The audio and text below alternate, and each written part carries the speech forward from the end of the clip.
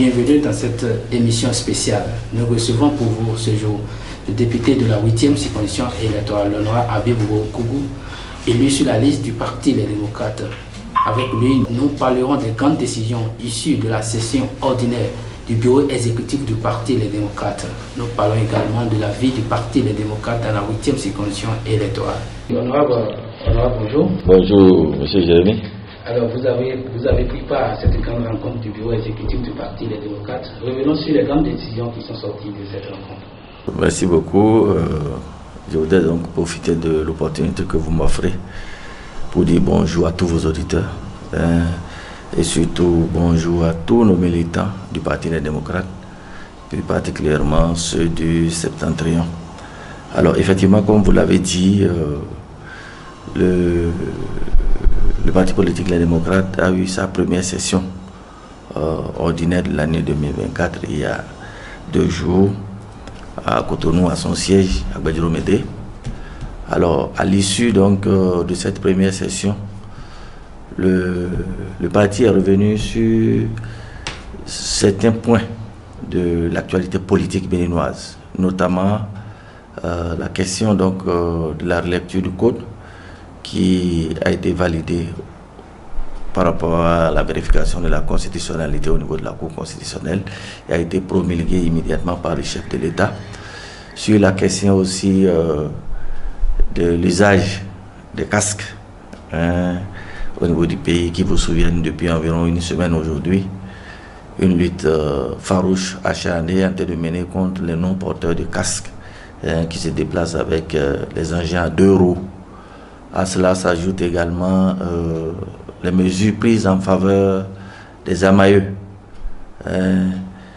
qui aujourd'hui est de nature à améliorer plus ou moins leurs conditions. Donc sur ces 3 points, le parti politique, donc les démocrates, s'est prononcé. Pour ce qui concerne le premier point, la relecture donc du code électoral, le parti a déploré le fait qu'il n'y a pas eu consensus. Il n'y a pas eu consensus au niveau de l'Assemblée nationale et mieux, du fait que plusieurs dispositions de ce code violent la Constitution, personne ne pouvait s'attendre à ce que ce code passe l'étape de constitutionnalité, à encore moins l'étape de promulgation. C'est pourquoi le parti regrette donc que ce code-là soit promulgué par le chef de l'État et étant donné que cela viole la Constitution, le Parti des démocrates ne donne pas sa caution par rapport à l'application de ce code et demande donc une mobilisation des populations puisque la souveraineté appartient au peuple. Pour faire échec, pour nous, c'est une forfaiture. Il faut faire échec à cette forfaiture-là et il n'y a que le peuple souverain qui saurait le faire. C'est pourquoi il demande alors au peuple de se mobiliser pour qu'en son temps, on puisse mettre fin à cette parodie de code que qu'on a voté pour notre pays. Alors, pour ce qui concerne le port des casques, il faut noter que nous sommes dans une situation de morosité économique. Même si nous voulons la sécurité des populations, il faut quand même une démarche pédagogique. Une démarche pédagogique pour pouvoir faire accepter aux populations le port des casques. Alors, aujourd'hui, les casques que les gens achetaient à 5 000 francs sont pris à presque doubler.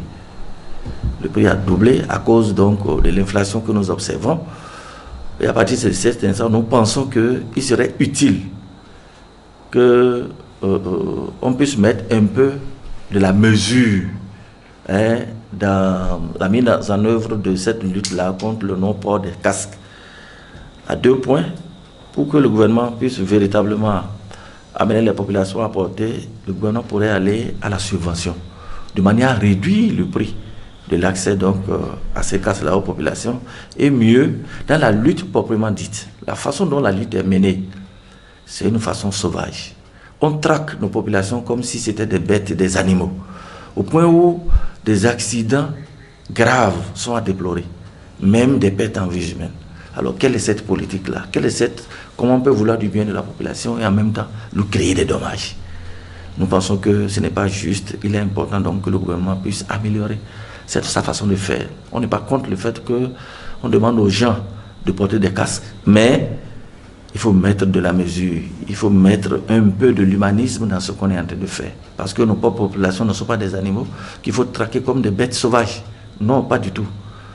Alors, donc, au-delà de ça, le parti est revenu sur les enseignants AME, à qui désormais le gouvernement a décidé donc de payer les 12 mois sur 12, oui, en matière de salaire, et de leur permettre de bénéficier donc des soins sanitaires comme les autres fonctionnaires. Je crois que le gouvernement, ou du moins nous au niveau du Parti des démocrates, nous avons applaudi cette mesure pour la simple raison que, en son temps, lors de l'étude du budget, c'était les propositions que nous avons faites au gouvernement, d'améliorer les conditions donc de cette catégorie de fonctionnaires-là qui souffrent sérieusement dans l'accomplissement de leur mission. Hein.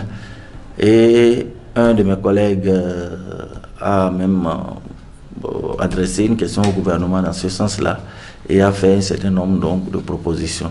Nous pensons que ça, par exemple, c'est une très bonne chose. Ça va soulager donc ces agents de l'État qui se chinent sur le terrain pour faire en sorte que nos apprenants puissent avoir donc la meilleure éducation possible. Voilà un peu de façon ramassée l'essentiel donc de ce que cette session, des éléments politiques sur lesquels cette session a apporté. Revenons sur les enjeux, c'est-à-dire les enjeux du code électoral, le nouveau code électoral promulgué par le chef de l'État. Quels sont les enjeux aujourd'hui? Merci beaucoup. Comme vous le savez, le code qu'on est en train de voter aujourd'hui détermine les conditions dans lesquelles les élections de 2026 auront lieu. Ces élections sont des élections générales qui vont concerner à la fois les élections législatives et les élections communales. Alors, le souhait de tout Béninois est que cette élection-là puisse se dérouler dans de très bonnes conditions, dans la quiétude et la sérénité. C'est l'objectif qui est visé. Mais lorsque nous parcourons aujourd'hui ce code, on se rend compte que plusieurs dispositions de ce code violent la Constitution. Et c'est ça qui a justifié le fait que les députés du Parti des démocrates ont dû faire recours à la Cour constitutionnelle pour éviter, d'accord, de laisser passer ce code-là au niveau de la vérification de la constitutionnalité. Mais malheureusement, hélas, nous avons vu nos juges constitutionnels qui n'ont pas été capables de dire le droit. Et ça pose le problème, d'accord, le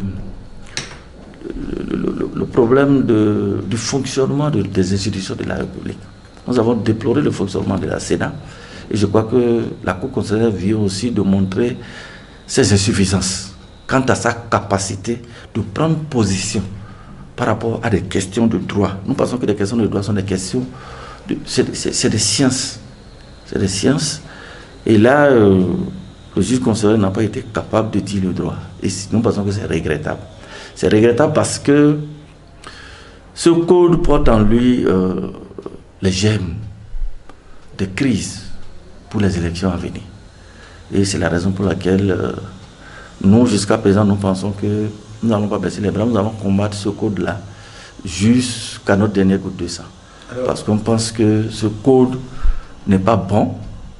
Non seulement c'est pas bon, ça viole la Constitution. Quand quelque chose, vous prenez des dispositions législatives qui violent la Constitution, forcément vous devez revenir là-dessus.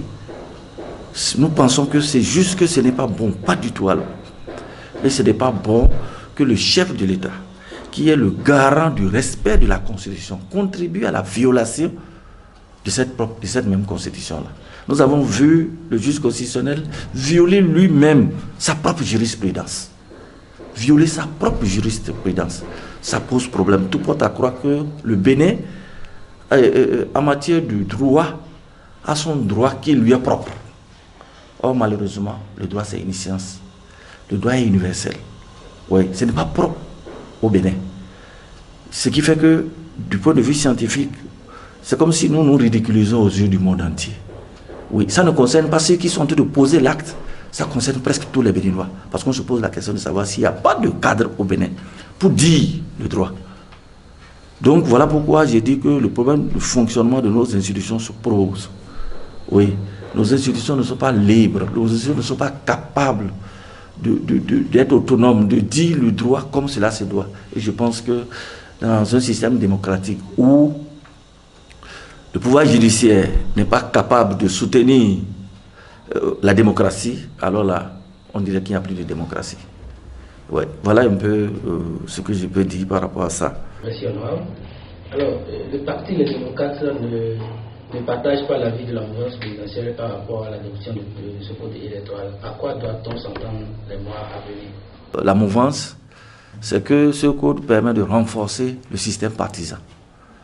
Alors, renforcer le système partisan, on se pose la question de savoir qu'est-ce que cela signifie concrètement. On ne peut pas vouloir renforcer le système partisan au point d'aller violer la Constitution. La Constitution est la mère. C'est le socle de notre vivre ensemble. Tout ce que nous faisons tourne autour de notre Constitution. Le système partisan n'est pas dans l'ordonnancement juridictionnel de notre pays. Pas du tout. Oui. Donc, à partir de cet instant, c'est notre système partisan qui doit pouvoir s'adapter aux dispositions constitutionnelles. Oui. Voilà pourquoi nous n'adhérons pas à ça. Et puisque le pouvoir a choisi d'aller en force, a refusé le consensus, pour qu'on puisse donc sortir une loi à laquelle tout le peuple adhère, nous pensons que on pourrait y aller à des juridictions supérieures, notamment celle de la Cour de la CEDEAO et de l'Union africaine, parce que là, on pourrait encore se faire entendre, parce que lorsque vous passez des lois en force, telles qu'on est en train de faire au niveau de la loi électorale, vous confinez les citoyens dans un cadre qui ne leur permet pas d'exprimer leur souveraineté. Oui, d'exprimer leur souveraineté. Donc, il est important que ces institutions-là puissent être saisies ou qu'en son temps, s'il advenait des problèmes, qu'on ne dise pas qu'il faut revenir à l'ordre constitutionnel. Parce qu'à l'heure où nous parlons, l'ordre constitutionnel est en train d'être violé. Oui. Et cela est fait délibérément par l'exécutif de notre pays. À partir de cet instant, alors, nous allons continuer de combattre ça. Et mieux, actuellement, nous descendons donc au niveau de nos différentes circonscriptions électorales pour mobiliser le peuple à l'effet de faire échec à l'application de ce code électoral-là. Parce qu'au-delà de tout, nous n'aurons pas. La souveraineté appartient au peuple. Lorsque le peuple va se lever, toutes les lois que nous avons votées tombent. Oui. Et de plus en plus, il est important de rappeler à nos dirigeants que les coups de force que nous observons dans les différents pays ne viennent pas souvent, ne sont pas le fait du hasard. C'est la combinaison des frustrations, oui, des dénis de démocratie que nous observons dans notre pays qui conduisent à cela. À partir de cet instant, alors, il est important d'éviter des situations qui conduisent à aller à des coups de force. Et c'est pour ça que je disais la dernière fois que lorsque vous trébuchez, vous tombez, ne recherchez pas la solution, ne recherchez pas la cause là où vous êtes tombé, mais cherchez là où vous avez trébuché. Quand les coups d'État arrivent dans nos pays, on se contente donc de dire nous allons rétablir l'ordre, on ne cherche pas à savoir quelles sont les causes profondes de ces coups d'État que nous observons. Pendant que les dirigeants de notre pays en pleine démocratie bâillonnent les institutions de la République, empêchent les populations d'exprimer leur souveraineté, les institutions internationales n'interviennent pas pour arrêter ces genres de coups d'État institutionnels. On attend que le pire arrive d'abord avant de commencer à intervenir. Nous tirons la sonnette d'alarme aujourd'hui pour dire que ce qui est en train d'être fait aujourd'hui peut avoir des conséquences graves demain. La loi à vocation a été intelligente. Oui. Et quand on vote les lois, c'est pour l'amélioration des conditions des populations, pas pour aggraver leur situation. Vous qui vous souvenez, la situation que nous avons vécue en 2019, lorsqu'on a voté cette constitution-là, lorsqu'on a voté la loi électorale, ça a conduit à des crises. Des acteurs politiques, dont Joël Aïvo, Ricky Amadou, sont montés au créneau pour dire les lois que vous êtes en train de voter sont des lois drones, c'est des lois chrysogènes qui vont mettre le pays à feu et à sang. mais on a tout fait de les taxer de tous les noms d'oiseaux, mais ça n'a pas raté. Ça n'a pas raté. Nos populations, nos camarades aujourd'hui se retrouvent en prison à cause de cela. Oui, d'autres sont encore en exil. Ça s'est passé en 2021, ça s'est passé en 2019, où on est amené à tirer à balles réelles sur nos populations. Le sang a coulé dans ces pays. Nous avons dit que nous ne voulons plus ça. Et comme vous le savez, il n'y a pas de fumée sans feu. C'est l'action qui crée la réaction. D'accord? D'où la manipulation. Aujourd'hui, les gens sont en train de tripatouiller les lois. Ils sont en train de tripatouiller les tests de la République. Lorsque les populations vont réagir, lorsqu'en son temps, cela va créer des tensions, on se contentera de s'en prendre à ceux qui réagissent. Alors qu'il lui fallut une action d'abord avant qu'on ait cette réaction-là. Voilà pourquoi aujourd'hui, nous tirons sur la sonnette d'alarme pour dire attention. Ce qui est en train d'être préparé là, ce n'est pas bon. Parce que si ça arrive, ça ne va pas les concerner eux seuls. C'est tout le monde. Voilà pourquoi aujourd'hui, nous disons halte. Ce que vous faites, ce n'est pas bien. Ce n'est bon pour personne. Oui, vous ne pouvez pas à vous seul décider de l'avenir de notre pays, comme si les autres n'existaient pas. Nous pensons que ce n'est pas bon. Et nous avons, au niveau de notre constitution, on a affirmé cela. Oui, notre constitution dans son préambule dit que nous sommes contre les régimes fondés sur la dictature, sur le pouvoir personnel, sur l'arbitraire. C'est ça que nous sommes en train d'observer aujourd'hui. C'est en violation de notre constitution. C'est vrai, lorsque vous observez un peu, le pouvoir de Patrice Talon fonctionne dans la terreur, la menace, et tout ce que vous savez. Alors, nous ne voulons pas rentrer dans cette logique. Oui. Nous ne voulons pas faire comme eux. Oui. Nous voulons opposer à cela la raison. Oui. Nous voulons opposer la raison. Nous voulons opposer la sérénité, la lucidité. Parce que les gens risquent de nous traiter de la même façon. Si vous voyez comment on a traité les événements de 2019 et de 2021, on a l'impression que dans cette affaire, le pouvoir exécutif est sain. Alors que non. Il lui fallu qu'on prenne ces lois chrysogènes pour en arriver à cette crise. Si on n'en était pas arrivé à prendre ces lois non consensuelles, on n'en serait pas là. Et d'où donc la nécessité pour nous de mobiliser le peuple, de sensibiliser, de montrer au peuple là où nous sommes en train d'aller. Le peuple a le dernier mot. Oui, le peuple a encore le dernier mot. Et c'est pour ça, nous n'allons pas travailler, nous allons travailler sur la base des moyens légaux. On ne veut pas aller par la force. Non, pas du tout. Ce n'est pas notre objectif là où nous parlons. Mais le peuple a tous les droits. À son temps, lorsqu'on va arriver là où il ne faut pas, alors là, nous pensons que le peuple en a ses responsabilités, nous avec le peuple, bien entendu. Voilà un peu ce que nous allons combattre donc ces tests de loi là, jusqu'à ce qu'on puisse trouver une solution consensuelle. Merci honorable. Revenons honorable sur la vie du parti Les Démocrates dans la 8e circonscription électorale. Comment se porte le parti? Avant de parler donc de la 8e circonscription électorale, il faut partir d'abord du niveau national. Qui vous souviennent au mois donc déjà de décembre, un atelier a été organisé de manière à pouvoir définir le plan de travail annuel de l'année 2024. Et ce plan a été adopté en janvier. Alors c'est ce plan de travail qui a été adopté, qui est décliné maintenant au niveau donc de nos différentes circonscriptions électorales. Alors, au niveau de la 8e circonscription électorale, dirigée par le coordonnateur Sarepera Daniel, plusieurs séances ont été organisées allant dans le sens donc de sensibiliser les différentes structures du parti par rapport au plan de travail annuel et qui est décliné au niveau donc des 4 communes, notamment Tchaourou, Ndali, Parakou et Perere. Et c'est ce plan qui est exécuté donc au niveau de ces différents démembrements du Parti Les Démocrates au niveau de la 8e circonscription électorale. Alors actuellement, les coordinations communales sont en train d'exécuter ces différents plans accompagnés des députés de la 8e circonscription électorale, notamment ici au niveau de Parakou, l'honorable Tama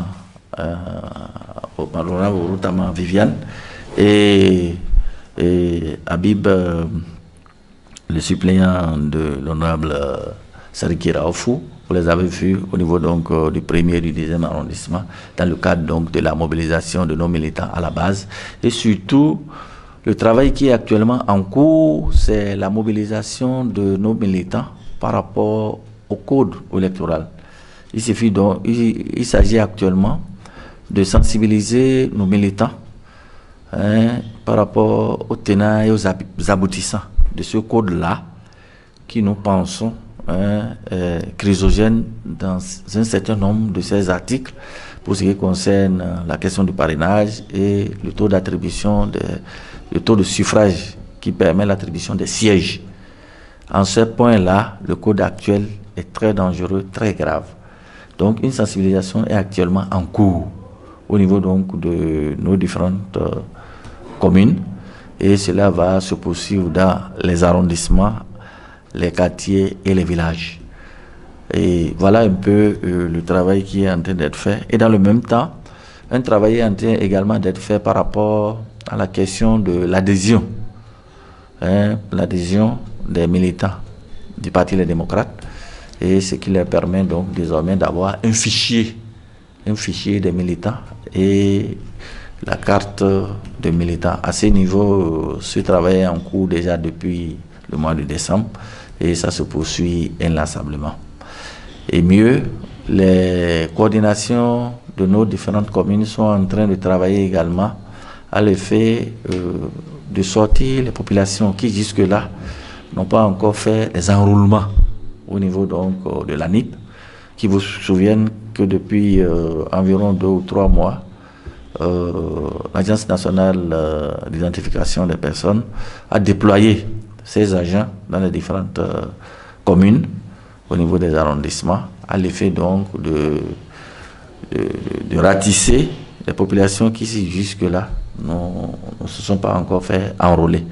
À cet effet, il était important pour donc, nos militants à la base de se mobiliser pour aller se faire enrôler. Donc nos différentes structures décentralisées travaillent dans ce sens-là pour mobiliser donc nos militants pour pouvoir donc accomplir ce devoir citoyen. Voilà globalement ce que je peux dire par rapport à l'activité qui se mène dans la 8e circonscription électorale.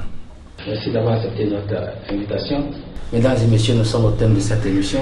Nous avons reçu pour vous l'honorable Habib Koubou, député de la 8e circonscription électorale, élu sur la liste du Parti des Démocrates. Avec lui, nous avons parlé des grandes décisions issues de la session ordinaire du bureau exécutif du Parti des Démocrates et de la vie du Parti des Démocrates dans la 8e circonscription électorale. Merci de nous avoir suivis. À très bientôt.